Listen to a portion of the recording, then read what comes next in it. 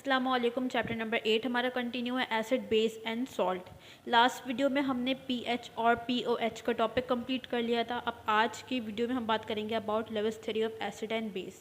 हमने जब chapter start किया था उस वक्त मैंने बताया था कि एसिड और बेस को डिफरेंट साइंटिस्ट ने डिफरेंट तरह से डिफ़ाइन किया है। एसिड और बेस के बारे में डिफरेंट साइंटिस्ट की डिफरेंट थ्योरीज़ हैं। 3 थ्योरीज़ हमें मिलती है एसिड और बेस के बारे में। Number 1 Arrhenius concept of acid and base, number 2 Bronsted and Lowry theory of acid and base, number 3 Lewis theory। Arrhenius theory और ब्रॉन्स्टेड लॉरी के कॉन्सेप्ट को हमने डिस्कस कर लिया है। अब आज की वीडियो में हम बात करेंगे about Lewis theory of acid and base के लेविस ने एसिड और बेस को किस तरह से डिफाइन किया है। तो अकॉर्डिंग टू लेविस एसिड क्या है? An acid is a substance that accept an electron pair. ठीक है, देखो लेविस ने एसिड और बेस को डिफाइन किया है with respect two electron. Electron की रिस्पेक्ट से उसने एसिड और बेस डिफाइन किए हैं। टॉपिक पढ़ने से पहले समझो कि हमने अभी तक जो थ्योरीज पढ़ी हैं, अर्हीनियस उसने एसिड और बेस को डिफाइन किया था H पॉजिटिव आइंस और OH नेगेटिव आइंस की रिस्पेक्ट से। फिर ब्रॉन्स्टेड लॉरी ने एसिड और बेस को डिफाइन किया with respect to proton, proton donor और प्रोटॉन एक्सेप्टर। अब लेविस डिफाइन करता है एसिड और बेस को विद रिस्पेक्ट टू इलेक्ट्रॉन्स। किस तरह से वो अभी हम आगे देखते हैं। सो लेविस के अकॉर्डिंग एसिड्स क्या है? An acid is a substance that accept an electron pair. Acid वो सब्सटेंस होगा जो इलेक्ट्रॉन के पेयर को एक्सेप्ट करेगा। ठीक है, इसको हम कहेंगे इलेक्ट्रोफिलिक रिएजेंट। इलेक्ट्रोफिलिक मतलब इलेक्ट्रॉन लविंग। वो सब्सटेंस जो इलेक्ट्रोफिलिक है, जो इलेक्ट्रॉन को अट्रैक्ट कर रहा है, इलेक्ट्रॉन को एक्सेप्ट कर रहा है, उससे हम क्या कहेंगे? Lewis acid. और लेविस के अकॉर्डिंग बेस क्या होगा? Substance that donate an electron pair. वो सब्सटेंस जो इलेक्ट्रॉन पेयर को डोनेट करेगा वो क्या होगा? Lewis base. इसे हम कहेंगे न्यूक्लियोफिलिक मतलब न्यूक्लियस लविंग। ये न्यूक्लियस मतलब कि पॉजिटिव चार्ज को अट्रैक्ट करता है, नेगेटिव चार्ज को डोनेट कर देता है। फॉर एग्जांपल एक सब्सटेंस हमारे पास है A और एक सब्सटेंस हमारे पास है B। ये दोनों रिएक्ट कर रहे हैं और हमारे पास एक प्रोडक्ट बन रहा है C। अगर इस रिएक्शन को हम देखें तो यहाँ पर A मॉलिक्यूल अपने इलेक्ट्रॉन पेयर को डोनेट कर रहा है B को। B यहाँ पे A का इलेक्ट्रॉन पेयर एक्सेप्ट कर रहा है। ठीक है, इलेक्ट्रॉन पेयर यहाँ पे ट्रांसफ़र हो रहा है from A to B। A क्या है? इलेक्ट्रॉन डोनेट कर रहा है। B क्या कर रहा है? इलेक्ट्रॉन पेयर एक्सेप्ट कर रहा है। ठीक है, इलेक्ट्रॉन पेयर की बात होगी मतलब के 2 इलेक्ट्रॉन्स। तो according to Lewis A molecule क्या होगा? ये डोनेट कर रहा है तो ये लेविस बेस होगा। दूसरा मॉलिक्यूल जो कि इलेक्ट्रॉन पेयर को एक्सेप्ट कर रहा है वो क्या होगा? According to Lewis, Lewis acid होगा। ये समझ आ गया? अच्छा, यहाँ पे एक और पॉइंट देखो कि जब भी इलेक्ट्रॉन का ट्रांसफ़र होता है तो बॉन्ड फॉर्म होता है।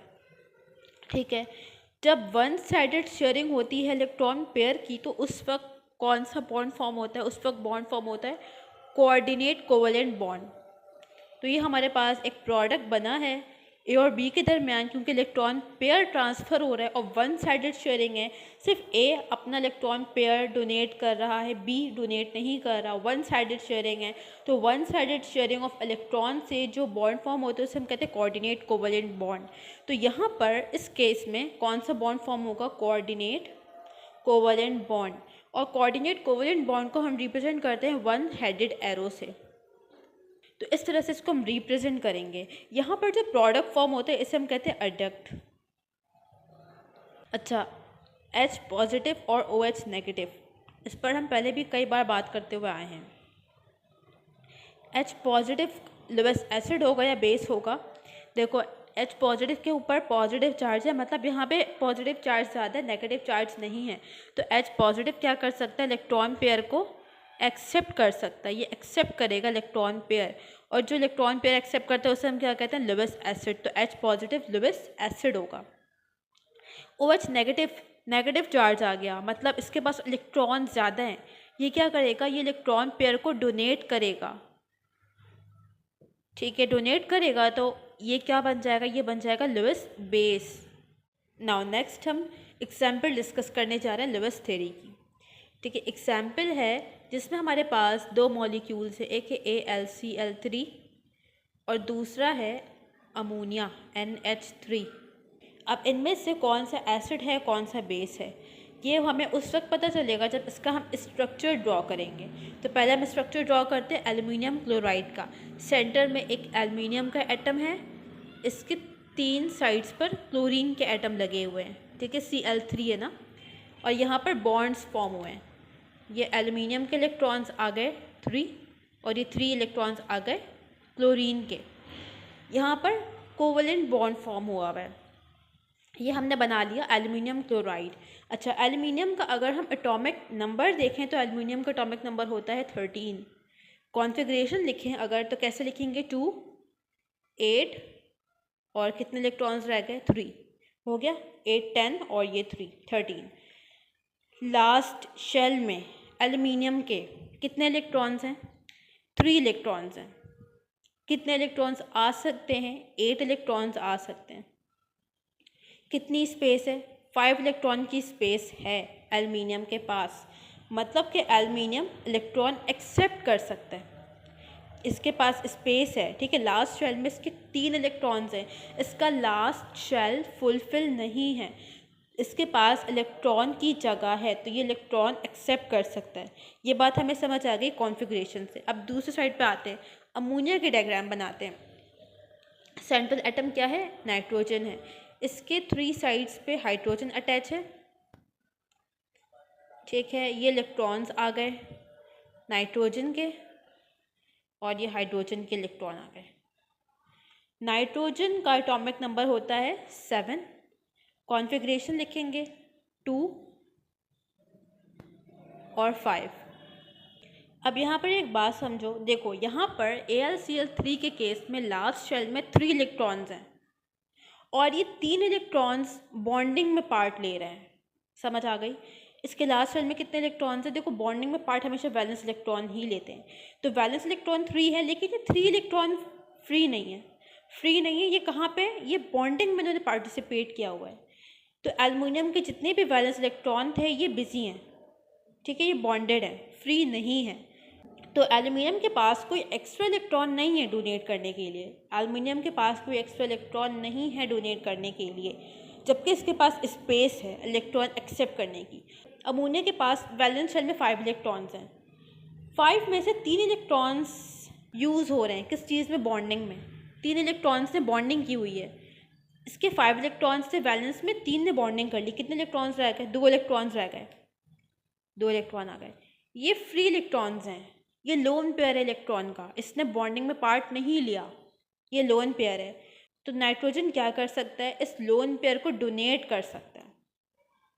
डोनेट उसी केस में होगा जब वो वैलेंस इलेक्ट्रॉन हो और वो बॉन्डिंग में पार्ट नहीं ले रहा हो। एल्युमिनियम के केस में वैलेंस इलेक्ट्रॉन है 3, लेकिन ये तीनों बॉन्डिंग में यूज़ हो रहे हैं, फ्री इलेक्ट्रॉन लोन पेयर नहीं है इसके पास, तो ये डोनेट नहीं कर सकते। नाइट्रोजन के वैलेंस इलेक्ट्रॉन 5 है, 3 ने बॉन्डिंग में पार्ट लिया हुआ है, 2 फ्री इलेक्ट्रॉन्स हैं, एक लोन पेयर हो गया, तो ये लोन पेयर डोनेट कर सकता है। तो हमें कैसे पता चलेगा कौन सा मॉलिक्यूल डोनेट करेगा और कौन एक्सेप्ट करेगा, हमें दोनों का स्ट्रक्चर बनाना होगा, दोनों की इलेक्ट्रॉनिक कॉन्फ़िगरेशन लिखनी होगी, तब हमें समझ आएगा। ठीक है, तो यहाँ पर ट्रांसफ़र कहाँ हो रहा है, नाइट्रोजन टू एल्युमिनियम ट्रांसफ़र हो रहा है। जो मॉलिक्यूल इलेक्ट्रॉन डोनेट करता है वो क्या होता है, बेस होता है। तो यहाँ पे अमोनिया क्या हो गया, लुईस बेस। जो मॉलिक्यूल इलेक्ट्रॉन एक्सेप्ट करता है वो क्या होता है, लुईस एसिड। तो ये क्या हो गया, लुईस एसिड। अब हम ड्रॉ कर रहे हैं प्रोडक्ट, ट्रांसफ़र कहाँ हो रहा है, फ्रॉम नाइट्रोजन टू एल्युमिनियम। तो इस पार्ट को हम पहले ड्रॉ कर रहे हैं। नाइट्रोजन आ गया, ये इसके 3 इलेक्ट्रॉन्स आ गए, ये हाइड्रोजन आ गया। ठीक है, और ये एल्युमिनियम क्लोराइड आ गया।